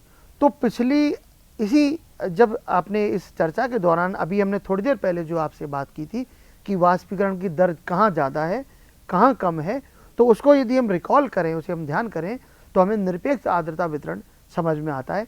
जैसा कि हमने प्रारंभ में देखा था, वाष्पीकरण की दर भूमध्य रेखीय क्षेत्र में अधिक रहती है, तो देखिए भूमध्य रेखा पर, भूमध्य रेखीय क्षेत्र में निरपेक्ष आर्द्रता भी अधिक रहती है। जब हम उपोष्ण कटिबंध की तरफ चलते हैं, यानी 30 से 35 डिग्री सेल्सियस, 30 से 35 डिग्री अक्षांशों की तरफ हम चलते हैं, तो वहाँ हमने बताया कि वाष्पीकरण की दर कम हो जाती है। क्यों कम हो जाती है, इसके कारण भी आपको बताए, लेकिन उस वाष्पीकरण की दर का कम होने का प्रभाव ये पड़ा कि वहाँ पर निरपेक्ष आर्द्रता का मान कम हो जाता है। उसके बाद जब हम उपध्रुवीय क्षेत्रों की तरफ चले तो हमने बताया कि वाष्पीकरण की दर फिर बढ़ जाती है, तो देखिए निरपेक्ष आर्द्रता का मान भी बढ़ जाता है। और चौथी जो अवस्था थी उसमें ध्रुवीय क्षेत्र में चूंकि वाष्पीकरण की दर कम हो जाती है तो वहाँ पर निरपेक्ष आर्द्रता का मान भी कम हो जाता है। तो निरपेक्ष आर्द्रता के इस वितरण स्वरूप को यदि हम देखें तो भूमध्य रेखा से ध्रुवों की ओर घटती है, लेकिन इसमें भी जो स्थानीय अंतर आए हैं उपोष्ण कटिबंधीय क्षेत्र में, उपोष्ण क्षेत्र में और उपध्रुवीय क्षेत्र में, तो उन दोनों की चर्चा भी हमने अभी आपसे की। ये औसत स्वरूप है कि भूमध्य रेखीय क्षेत्र में निरपेक्ष आर्द्रता सर्वाधिक रहती है और ध्रुवीय क्षेत्र में जो है वो निरपेक्ष आर्द्रता कम हो जाती है। और इसका कारण तापमान में, जो भूमध्य रेखा से ध्रुवों की ओर तापमान में कमी है। भूमध्य रेखा पर सर्वाधिक, सागर से महाद्वीपीय आंतरिक भागों की ओर चलने पर भी सापेक्ष ये निरपेक्ष आर्द्रता घटती जाती है। निरपेक्ष आर्द्रता कहाँ ज़्यादा होगी, अभी हम पुनः दोहराएं, जहाँ वाष्पीकरण की दर अधिक होगी। सागरों पर वाष्पीकरण की दर अधिक होती है, सागरों पर वाष्पीकरण की दर अधिक होने से वहाँ पर निरपेक्ष आर्द्रता अधिक होती है, जबकि महाद्वीपों पर चूँकि जल का अभाव रहता है, जल की मात्रा कम होती है, तो इसलिए वहाँ पर कम वाष्पीकरण की दर रहती है और इसलिए वहाँ पर जो निरपेक्ष आर्द्रता की मात्रा भी घटती जाती है। तीसरा, ग्रीष्मकाल में अधिक होती है, क्योंकि वाष्पीकरण की दर ग्रीष्मकाल में अधिक होगी तो इसलिए निरपेक्ष आर्द्रता भी ग्रीष्मकाल में अधिक होती है, जबकि शीतकाल में ये मात्रा कम हो जाती है। इसी प्रकार हम देखें रात और दिन की भी तुलना करें तो रात की अपेक्षा दिन में निरपेक्ष आर्द्रता का मान अधिक रहता है, क्योंकि दिन में वाष्पीकरण की दर अधिक होती है, रात में वाष्पीकरण की दर कम होती है। और इसके अलावा एक स्थिति है ऊंचाई के साथ साथ निरपेक्ष आर्द्रता में कमी। देखिए, जब हमने वायुमंडलीय संरचना और संगठन की हम बात कर रहे हैं तो हमने आपको बताया कि जैसे जैसे हम धरातल से ऊपर की ओर चलते हैं तापमान में कमी होती जाती है, और इस तापमान में कमी का प्रभाव क्या हुआ, वाष्पीकरण की दर भी कम होती जाती है। उसके कारण से ऊंचाई के साथ साथ निरपेक्ष आर्द्रता में भी कमी होती जाती है। सापेक्ष आर्द्रता की बात करें तो सापेक्ष आर्द्रता का धरातल पर वितरण प्रतिरूप ये देखिए कि भूमध्य रेखा पर सर्वाधिक है। यहाँ आपको पुनः दोहराना चाहेंगे कि भूमध्य रेखीय क्षेत्र में निरपेक्ष आर्द्रता और सापेक्ष आर्द्रता दोनों ही अधिक रहती हैं, और इसका कारण आपको बताया कि क्यों दोनों अधिक रहती हैं। इसके कारण पिछले अभी हमने इनको उल्लेख कर चुके हैं, पर हम वापस जब हम सापेक्ष आर्द्रता का वितरण स्वरूप देखना चाहते हैं धरातल पर, तो हमें ध्यान रखना होगा कि भूमध्य रेखा पर ये मान सर्वाधिक रहता है। भूमध्य रेखा से ध्रुवों की ओर औसत आर्द्रता मान में कमी होती जाती है। ये औसत की बात हम कर रहे हैं यहाँ आपको बताएं, क्योंकि सापेक्ष आर्द्रता का वितरण स्वरूप बिल्कुल अलग है। सापेक्ष आर्द्रता वायु की आर्द्रता धारण क्षमता के साथ जुड़ी होने के कारण से ऐसा नहीं है केवल भूमध्य रेखीय क्षेत्र में अधिक है। सापेक्ष आर्द्रता का मान ध्रुवीय क्षेत्रों में भी अधिक है। वहाँ वायु वर्ष के अधिकांश समय संतृप्त रहती है। वायु वर्ष के अधिकांश समय में संतृप्तता का अर्थ क्या हुआ कि वहाँ पर सापेक्ष आर्द्रता का मान 100% अथवा उसके समकक्ष बना रहता है। तो वहाँ देखिए तापमान में कमी है, लेकिन फिर भी सापेक्ष आर्द्रता अधिक है। लेकिन अगर हम औसत स्वरूप देखें, यदि ग्राफ एक इस प्रकार का देखते कि अगर हम भूमध्य रेखा पर ग्राफ की स्थिति ये मानते हैं कि ग्राफ यहाँ तक है, तो ध्रुवों पर चलते चलते वो इस प्रकार का ग्राफ आ जाता है, यानी क्रमागत कमी होती जाती है। फिर भी चूंकि ये प्रतिशत मान है, तो अगर भूमध्य रेखीय क्षेत्र में 100% आता है तो ध्रुवीय क्षेत्र में भी 100% आ जाता है, परंतु वहाँ पर सीधे सीधे आर्द्रता धारण क्षमता के साथ जुड़ा हुआ है। और तीसरा जो कारक है जिसे हम कह रहे हैं कि भूमध्य रेखा से उपोष्ण कटिबंधों की ओर सापेक्ष आर्द्रता में कमी। अब देखिए यहाँ पर स्थानिक अंतर की बात कर रहे हैं। स्थानिक अंतर किस प्रकार है, जैसे निरपेक्ष आर्द्रता कम हो रही थी, ठीक उसी प्रकार भूमध्य रेखा से उपोष्ण कटिबंधों की ओर सापेक्ष आर्द्रता में कमी होती जाती है, और कारण वाष्पीकरण की दर है, वहाँ पर जो है उच्च दाब अवस्था है, प्रतिचक्रवाती दशा होना, इसके कारण से जो है वो सापेक्ष आर्द्रता का मान भी कम होता जाता है, क्योंकि उपोष्ण क्षेत्र में प्रतिचक्रवाती दशा में वायु अवतरण के कारण धरातल पर तापमान वृद्धि हो जाती है, और इससे वाष्पीकरण की क्रिया प्रतिकूल प्रभावित होती है। इसलिए उपोष्ण क्षेत्र में सापेक्ष आर्द्रता कम रहती है। नेक्स्ट हम देखें कि उपोष्ण कटिबंध से यदि हम ध्रुवों की ओर चलें तो सापेक्ष आर्द्रता में वृद्धि होती जाती है, क्योंकि उपोष्ण क्षेत्र में ध्रुवों की ओर औसत तापमान कम होता है। इसके कारण से वायु की आर्द्रता सामर्थ्य या आर्द्रता धारण क्षमता कम हो जाती है, और परिणामतः जो आनुपातिक मान है, कौन सा, आर्द्रता की वास्तविक मात्रा और आर्द्रता धारण क्षमता का जो आनुपातिक मान है वो बढ़ जाता है, और सापेक्ष आर्द्रता में वृद्धि हो जाती है। उपोष्ण कटिबंध से उपध्रुवीय क्षेत्र की ओर सापेक्ष आर्द्रता में वृद्धि होती है, पुनः ध्रुवों की ओर और कमी हो जाती है। ध्रुवीय उच्च दाब सापेक्ष आर्द्रता को हतोत्साहित करता है। लेकिन हम अगर देखें तो प्रतिशत मान अधिक रहता है, इसलिए सापेक्ष आर्द्रता ध्रुवों पर भी अधिक बनी रहती है। यहाँ पर निम्न अक्षांशों में ग्रीष्मकाल में, निम्न अक्षांश जो भूमध्य रेखीय क्षेत्र है हम उनकी बात कर रहे हैं, अक्षांशों में ग्रीष्मकाल में, जबकि उच्च अक्षांशों में शीत ऋतु में सापेक्ष आर्द्रता अधिक होती है। देखिए यहाँ पर हम दो कारण आपको यहाँ स्पष्ट करना चाहते हैं कि निम्न अक्षांशों में ग्रीष्मकाल में सापेक्ष आर्द्रता मान अधिक होने के कारण तापमान है, जिससे वाष्पीकरण की दर बढ़ रही है, जबकि उच्च अक्षांशों में शीत ऋतु में सापेक्ष आर्द्रता अधिक होने के कारण तापमान की कमी है, जिसके कारण से वायु की आर्द्रता धारण क्षमता घट जाती है, और सापेक्ष आर्द्रता का जो प्रतिशत मान है वो बढ़ जाता है। इन दोनों अक्षांशीय क्षेत्रों में सापेक्ष आर्द्रता बढ़ने का, ऋतुवार सापेक्ष आर्द्रता बढ़ने के अलग अलग कारण है। इन दोनों को एक ही कारण से नहीं समझा जा सकता है। दिन की अपेक्षा रात में सापेक्ष आर्द्रता अधिक रहती है, क्योंकि जैसा बताया रात में वाष्पीकरण की दर कम और दिन में अधिक रहती है। प्रातःकाल सापेक्ष आर्द्रता सर्वाधिक होती है, जबकि मध्याह्न समय में सापेक्ष आर्द्रता न्यूनतम पर पहुंचती है और उन्हें फिर बढ़ना प्रारंभ कर देती है।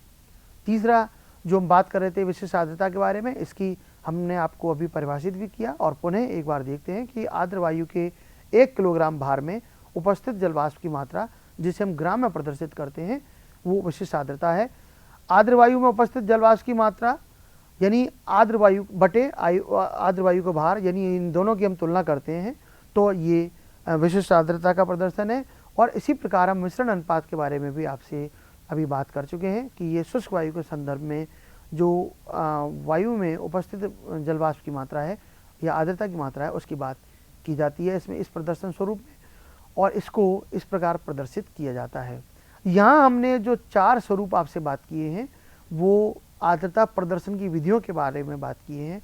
हम आपको पुनः एक बार ये याद दिलाना चाहते हैं कि जब हम आर्द्रता प्रदर्शन की विधियों के बारे में बात कर रहे हैं तो कभी भी ये आर्द्रता के प्रकारों की बात नहीं है, आर्द्रता के कोई प्रकार नहीं होते हैं। यहाँ हम एक जो बात आपसे और कहना चाहते हैं वो मेघों के बारे में है, क्योंकि आर्द्रता से जो जुड़ा हुआ स्वरूप है वो मेघ का है। क्लाउड्स के बारे में हम बात करते हैं तो देखिए यहाँ मेघ क्या होते हैं और मेघों के बारे में हम जब बात करें तो ये कैसे इनका निर्माण होता है ये बहुत महत्वपूर्ण हो जाता है। अभी हमने जब आपसे इस चर्चा के दौरान आपको 2 घटनाओं 2 क्रियाओं के बारे में हम बात कर रहे थे, एक वाष्पीकरण और एक संघनन।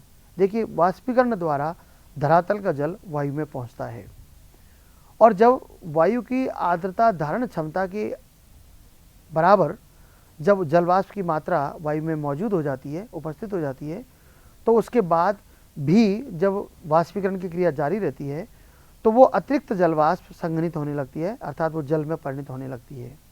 ये क्रिया जलवाष्प की अधिक मात्रा के कारण भी हो सकती है, ये क्रिया तापमान में कमी के कारण भी हो सकती है, क्योंकि इसका सीधा सीधा संबंध आर्द्रता धारण क्षमता के साथ है, आर्द्रता सामर्थ्य के साथ है वायु की।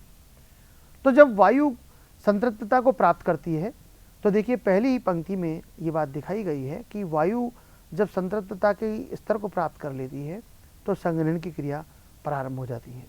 संघनन यानी जलवाष्प का जल की बूंदों में जल के कणों में बदलना, और जब ये जल कण वायु में बदल रहे होते हैं, बन रहे होते हैं संघनन की क्रिया द्वारा, तो चूंकि ये इतने छोटे होते हैं, हम जब बूंद की बात करते हैं, जिस बूंद को हम देखते हैं तो कुछ अनुमान बताए गए हैं कि एक बूंद में लगभग 10 लाख जल कण हो सकते हैं। 10 लाख कितनी बड़ी मात्रा होती है। तो ठीक उसी प्रकार अब हम कल्पना करें कि एक छोटी सी बूंद में जिसमें 10 लाख या 8 लाख जल कण है, उसमें से एक कण यदि अलग हुआ है तो वो निश्चित ही उसका वजन इतना नहीं होता कि अपने भार के कारण से वो गुरुत्वाकर्षण के प्रभाव से नीचे गिरने लगे।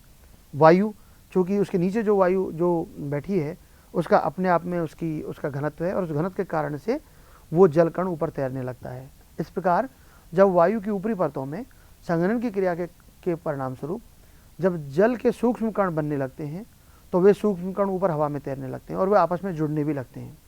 और जब असंख्य जल कण आपस में जुड़ने लगते हैं, पास पास होने लगते हैं, तो उनके कारण से एक संरचना वायु की ऊपरी परत में जन्म ले लेती है, जिसे हम मेघ कहते हैं या उसे बादल कहते हैं।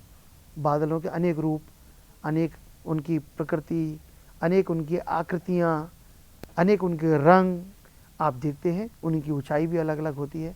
तो इनके बारे में हम बात करेंगे, लेकिन हम एक अगर कड़ी देखें कि किस प्रकार ये क्रिया वायु की ऊपरी परत में हो रही होती है, तो पुनः दोहराते हैं कि वायु की संतृप्तता सबसे पहले होगी, उसके बाद संघनन की क्रिया होगी और उसके बाद फिर संघनन की क्रिया के परिणाम स्वरूप मेघों का निर्माण होता है। और जब मेघ का निर्माण होता है तो उसके बाद वर्षण की संभावना होती है। यहाँ संभावना शब्द इसलिए प्रयोग में लाया जा रहा है कि आवश्यक नहीं है कि मेघ निर्माण के बाद वर्षा हो ही, ये निर्भर करता है कि मेघ निर्माण किस प्रकृति का हुआ है। 2 प्रकार की संघनन की क्रिया के परिणाम स्वरूप 2 प्रकार के मेघ निर्मित हो जाते हैं। एक कहते हैं जैसे कोलाइडली अवस्था के मेघ होते हैं, तो कोलाइडली अवस्था के मेघ अगर होंगे या नॉन कोलाइडल अवस्था के जब मेघ होंगे तो उन पर निर्भर करेगा कि वर्षा होगी अथवा नहीं होगी। इसके बारे में हम और चर्चा करेंगे, पर एक क्रम हम देखते हैं। यहाँ हम आपको अगर मेघ को परिभाषित करें तो हम ये कह सकते हैं कि मेघ जलवाष्प का संघनित रूप है। जिस प्रकार आर्द्रता को हम कह रहे थे कि ये जल का वाष्प रूप है, ठीक उसका विपरीत मेघ जो है वो जलवाष्प का संघनित रूप है, यानी वापस वाष्प अवस्था से गैसीय अवस्था से ये ठोस अवस्था में आए हुए कण हैं। जलवाष्प के संघनन से निर्मित सूक्ष्म जल या हिमकण, दोनों प्रकार के कण बन सकते हैं। जल का भी कण हो सकता है और वो हिम का यानी बर्फ का कण भी हो सकता है, जो वायु में तैर सकते हैं के सघन एकत्रीकरण, यानी बहुत पास पास वो आ जाते हैं, इकट्ठे हो जाते हैं, और इससे मेघ का निर्माण होता है। मेघ रचना तल ऊंचाई का निर्धारण ओसांक तापमान करता है। ओसांक आपसे चर्चा हम कर चुके हैं कि किस बिंदु पर वायु संतृप्त होगी, उसी के अनुसार मेघ की ऊंचाई निर्धारित होती है। वायु यदि निचली परत में निचली वायु धरातल से अगर कम ऊंचाई पर यदि संतृप्तता को प्राप्त कर लेती है तो संघनन की क्रिया उसी ऊंचाई से प्रारंभ हो जाएगी, इसलिए कम ऊंचाई के मेघों का निर्माण होता है। इसके विपरीत यदि वायु ऊपर की ओर उठती जाती है, अर्थात उसके पास वाष्प कम है लेकिन वो ऊपर की ओर उठती जा रही है, और जिस ऊंचाई पर जाकर वो संतृप्तता को प्राप्त करेगी, क्यों संतृप्तता को प्राप्त करेगी, ये हमने आपको पहले बताया कि जैसे जैसे ऊपर की ओर जाते हैं वायु के तापमान में कमी होती जाती है, और उस तापमान में कमी के कारण से जो एक प्रभाव होता है कि वायु की आर्द्रता धारण क्षमता कम होती जाती है, और आर्द्रता धारण क्षमता कम होने के साथ साथ क्या होगा कि जो आर्द्रता उनके साथ ऊपर की ओर जा रही थी, उस आर्द्रता की मात्रा का और उसकी धारण क्षमता का अनुपात जो है वो बढ़ता जाता है, अनुपात मान बढ़ता जाता है, और अंततः वो दोनों एक स्थिति ऐसी आती है, एक तापमान जिस पर वो दोनों बराबर हो जाते हैं, और जहाँ वो दोनों बराबर हो जाते हैं तो वो वायु की संतृप्तता का स्तर है। तो जिस ऊंचाई पर वायु अपने संतृप्तता स्तर को प्राप्त कर लेती है, ओसांक बिंदु को प्राप्त कर लेती है, वहीं पर मेघ की रचना प्रारंभ हो जाती है। यहाँ एक और बात हम आपसे कहना चाहेंगे कि मेघ की प्रकृति और मेघ की रचना भी उस पर देखते हैं कि वो कैसे रंग का बनेगा, ये भी उसके जलवाष्प कण और उनके ऊपर निर्भर करता है। तो यहाँ वर्षण से पूर्व, यहाँ हम आपको जो बात अभी कह रहे थे उसको भी हम आपको दिखाना चाहते हैं कि वर्षण से पूर्व यानी वर्षा से पूर्व, चाहे वो हिमपात होगा या वर्षा जल गिरेगा, दोनों ही क्रियाओं से पूर्व मेघ का निर्माण होता है, ये तो ठीक है। लेकिन मेघ निर्माण के बाद सदैव ही वर्षण हो, यानी वर्षा हो या हिमपात हो, ये जरूरी नहीं है, इसलिए इस बात को ध्यान में रखा जाना चाहिए, क्योंकि ये एक क्रम है कि जब कभी वर्षण होगा तो उससे पहले मेघ निर्माण होगा, लेकिन मेघ निर्माण के बाद सदैव वर्षण हो ये आवश्यक नहीं है। यहाँ हम मेघों का कुछ आधारों पर वर्गीकरण करते हैं, और वो दोनों आधार जो हम देख रहे हैं, इसमें एक संरचनात्मक आधार है, दूसरा उत्पत्ति जनिक आधार है। इन दो आधारों पर हम मेघों का वर्गीकरण कर रहे होते हैं। संरचनात्मक आधार पर मेघों की ऊंचाई, उनकी आकृति, उनकी रचना, उनका ऊर्ध्वाधर विस्तार, यानी कितने किलोमीटर की ऊंचाई तक के बीच में वो फैले हुए हैं, उनकी पारदर्शिता आदि के बारे में बात करती है। ये संरचनात्मक आधार है, यानी जब कभी हम इन गुणों के बारे में बात करेंगे तो इन्हें हम संरचनात्मक वर्गीकरण कर रहे होते हैं मेघों का। इसके अलग हटकर दूसरा जो वर्गीकरण है वो जननिक है। जननिक का अर्थात उनकी उत्पत्ति कैसे हुई है, किस कारण से वो बने हैं, इस आधार पर मेघों का वर्गीकरण किया जाता है। तो उसके आधार पर जैसे वो पर्वतीय बाधा के आने से बने हैं, या चक्रवात के आने से बने हैं, या संवहनीय धाराओं के कारण से बने हैं, या यांत्रिक कारकों के कारण से बने हैं, आदि आदि जब हम देखते हैं तो ये जननिक वर्गीकरण कहलाता है मेघों का। यहाँ पर हम ये जो टेबल आप देख रहे हैं, इसमें एक जो स्वरूप आप देख रहे हैं, इसमें कितनी ऊंचाई पर वो हैं, किस प्रकार उनका नाम दिया गया है। तो अगर हम इनको देखें तो पहला संरचनात्मक आधार, इस आधार पर 4 प्रकार के मेघों का निर्माण होता है: पक्षाभ, स्तरी, कपासी और वर्षीले। पक्षाभ जिन्हें हम सिरस कहते हैं, स्तरी जिन्हें हम स्ट्रेटो कहते हैं, कपासी जिन्हें हम क्यूमुलस कहते हैं, और बर्सीले जिन्हें हम निम्बस कहते हैं।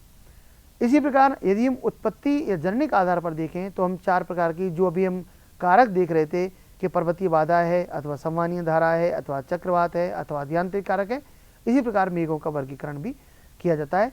तो संवहनीय, पर्वतीय बाधा जन्य, चक्रवातीय अथवा यांत्रिक जन्य, इस प्रकार के वर्गीकरण मेघों के होते हैं। इन सबको मिलाकर हम एक स्वरूप में देखते हैं कि ये कोई भी किसी भी प्रकार से यदि मेघ बना है तो उसका ऊंचाई के आधार पर वर्गीकरण क्या है। तो देखिए, इसमें 3 प्रकार के मेघ हम बताते हैं जो जिन्हें कहते हैं उच्च, और एक हैं जो हैं आपके मध्यम, और तीसरे हैं निम्न। जो ये 3 आधार जो हम देख रहे हैं, इनके आधार पर मेघों का नामकरण भी किया जाता है।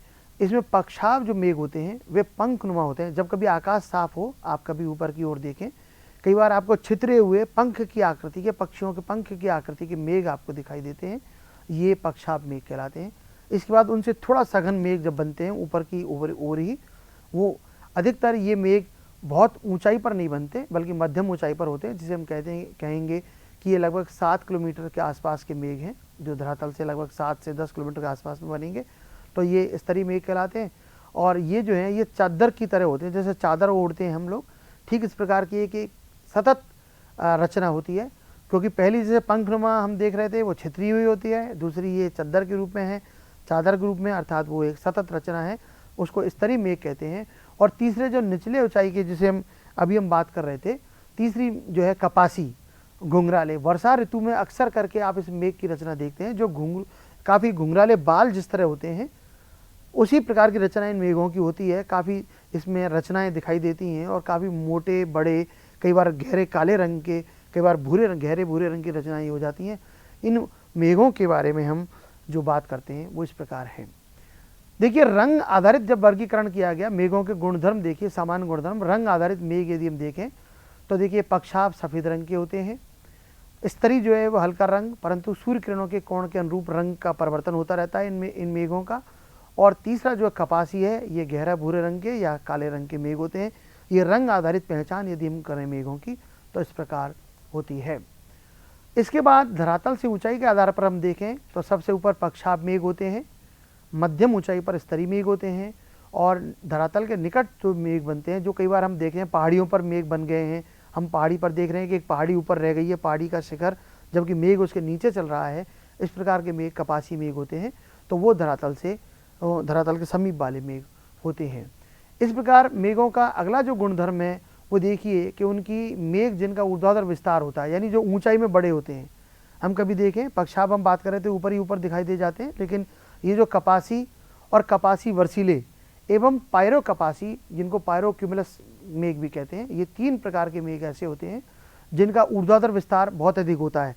अभी हम आपको कोई चित्र दिखाएंगे, उस चित्र में आप देखेंगे कुछ मेघ ऐसे हैं जो धरातल के समीप से बनना प्रारंभ करते हैं और वो करीब 10-12 किलोमीटर की ऊंचाई तक बनते चले जाते हैं। ये मेघ हैं, इनका ऊर्ध्वाधर विस्तार अधिक होता है। इसमें मौसम संबंधी गुणधर्म देखिए, मध्यम ऊंचाई के मेघ जिनसे वर्षा होती है, कौन से मेघ हैं? वर्षा स्तरीय और उच्च स्तरीय, ये 2 वो मेघ हैं जो मध्यम ऊंचाई पर बनते हैं, 5 से 7 या उससे ऊपर किलोमीटर पर, और ये मेघ वर्षा करते हैं। दूसरे देखिए निम्न ऊंचाई के मेघ जिनसे वर्षा होती है, कौन से मेघ ऐसे हैं जो नीचे बनते हैं धरातल के समीप और वर्षा करते हैं? उनमें ये है कपासी और कपासी वर्सीले, ये 2 प्रकार के मेघ हैं। देखिए, कई बार हमें ये जानकर आश्चर्य भी होता है कि मौसम विभाग किस प्रकार भविष्यवाणी कर देता है कि आगे आने वाले कुछ घंटों में वर्षा की संभावना है या चक्रवात या तूफान आने की संभावना है। इस प्रकार की संभावनाएं जो व्यक्त की जाती हैं, तो हम आपको बताना चाहेंगे कि उपग्रहों से जो मौसम संबंधी उपग्रह हैं, उनसे जो सूचनाएं वो भेजते हैं, उन सूचनाओं का जब विश्लेषण किया जाता है तो किस प्रकार के मेघों की रचना कहाँ कहाँ हो रही है, उन क्षेत्रों के बारे में भविष्यवाणी उस आधार पर की जाती है। तो यहाँ हम आपको जिस प्रकार बता रहे हैं, ये भी वही मेघ हैं जो सैटेलाइट्स के द्वारा, उपग्रहों के द्वारा देख लिए जाते हैं और उनके आधार पर बताया जाता है कि कहाँ कहाँ पर वर्षा की संभावना है। तीसरे जो है मेघ जिनसे तूफान या चक्रवात आने की सूचना मिलती है। कैसे पता चलता है कि तूफान आने वाला है या आंधी आने वाली है या चक्रवात आने वाला है? तो ये देखिए 3 प्रकार के मेघ हैं, सघन पक्षाभ स्तरीय और कपासी। ये वो 3 मेघ हैं, जब कभी ये बनने लगते हैं तो ये बताते हैं कि संभवतः तूफान आएगा या तेजी से हवाएं चलेंगी और या चक्रवात आने की संभावना है। देखिए, उत्पत्ति मूलक गुणधर्म, पर्वतीय बाधा, जब पवनें, जो आर्द्रता लिए हुए जो पवनें चलती हैं और उनके मार्ग में जब पर्वत आ जाते हैं तो पर्वतों के ढाल के सहारे ये पवनें ऊपर की ओर उठने लगती हैं, जिसके कारण से तापमान में कमी होती है और संघनन होने के कारण मेघों का निर्माण होने लगता है, जिन्हें हम पर्वतीय बाधा जन्य मेघ कहते हैं। तो देखिए, आइए देखते हैं कि पर्वतीय बाधाओं से किस प्रकार के मेघों का निर्माण होता है। ये 2 मेघ हैं, स्तरीय और कपासी, जो पर्वतीय बाधाओं से निर्मित होते हैं। यहाँ पर चक्रवातीय संचार द्वारा जब कभी चक्रवात उत्पन्न होते हैं तो चक्रवातों के उनके वाताग्र बनते हैं, जहाँ पर 2 प्रकार की गर्म वायुराशियाँ अथवा गर्म पवनें आकर मिलती हैं, तो उनके वाताग्रों के सारे जिन मेघों का निर्माण होता है, या चक्रवात की आंख पर भी कभी मेघ का निर्माण होता है, तो चक्रवात की आंख पर संवहनीय धाराओं के कारण से होता है, इसलिए उन्हें संवहनीय मेघ कहा जाता है, संवहनीय जन्य मेघ होते हैं। लेकिन चक्रवात के कारण से जिन मेघों का निर्माण होता है उनके बारे में हम देखें तो ये देखिए, ये मेघ हम जो देख रहे हैं, ये मेघ उच्च स्तरीय जो मेघ हैं वो चक्रवात के कारण से जन्म लेते हैं। जब कभी चक्रवात आते हैं तो उनके कारण से उच्च स्तरीय मेघों का निर्माण होता है।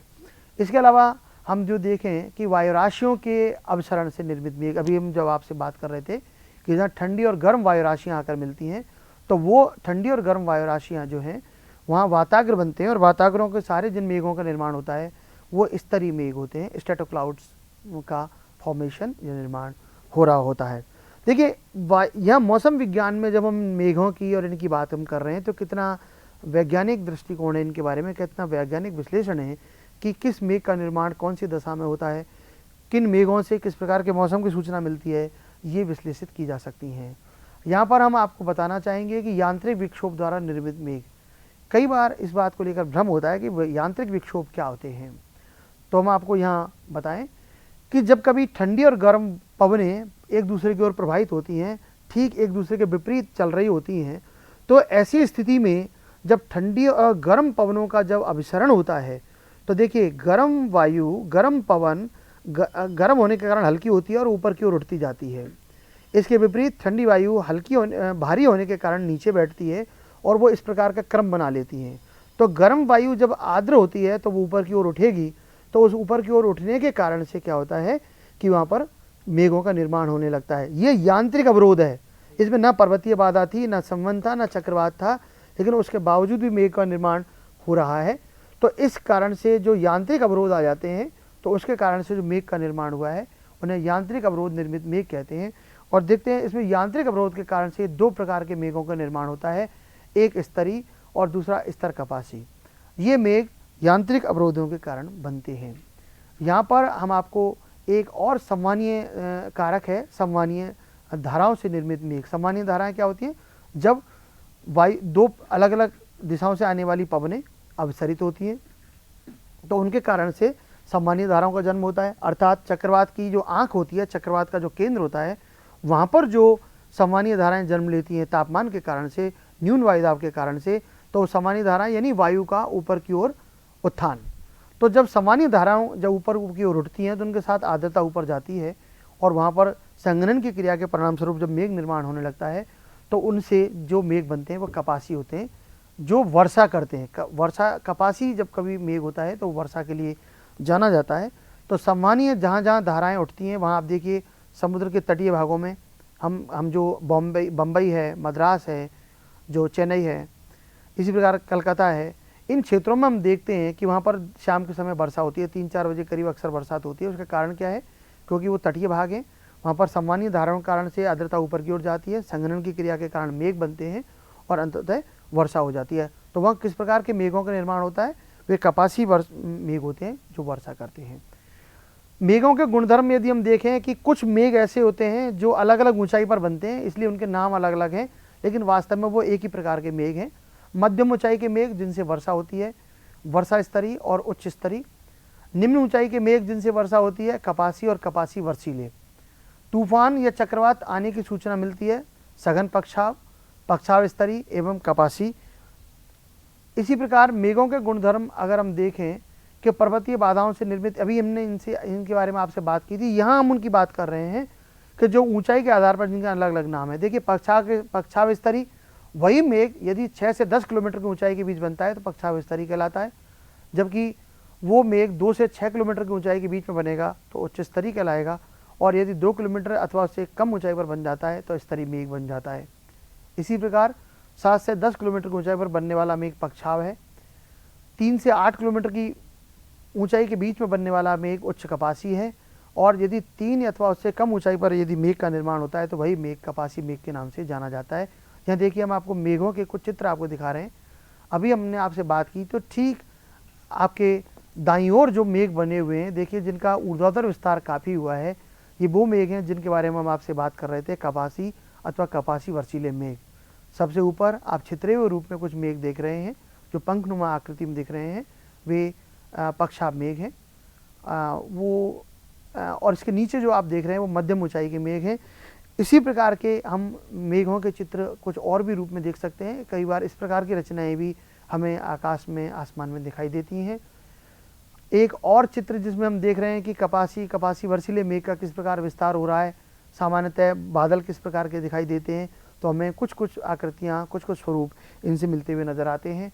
और इस प्रकार हम एक और चित्र जो हमें बहुत कॉमन रूप में आकाश में दिखाई देता है, इस प्रकार के मेघ जो अलग अलग आकृतियाँ अलग अलग हैं, ये आपको देखते हैं। इसमें सबसे जो सघन आकृति आपको दिखाई दे रही है वो कपासी वर्षीले मेघों की है, जो भारी वर्षा के लिए जाने जाते हैं।